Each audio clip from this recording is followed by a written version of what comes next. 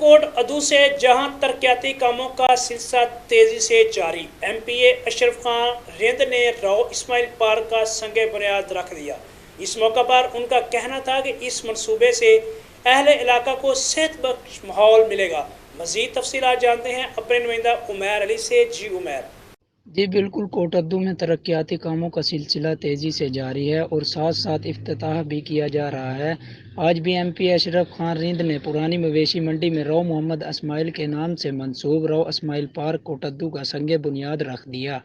मजीद MPA का कहना था ये मनसूबा तरजीही बुनियादों पर मुकम्मल होगा, जिसकी तकमील से अहले इलाके को तफरीह के लिए सेहत बख्श माहौल मुयस्सर होगा। संग बुनियाद की तकरीब में PTI कोटद्दू के मरकज़ी ओहदेदारान, कारकुनान और अहले इलाका ने कसीर तादाद में शिरकत की। कैमरा टीम के हमरा उमैर अली, रहमानी न्यूज़, कोटद्दू।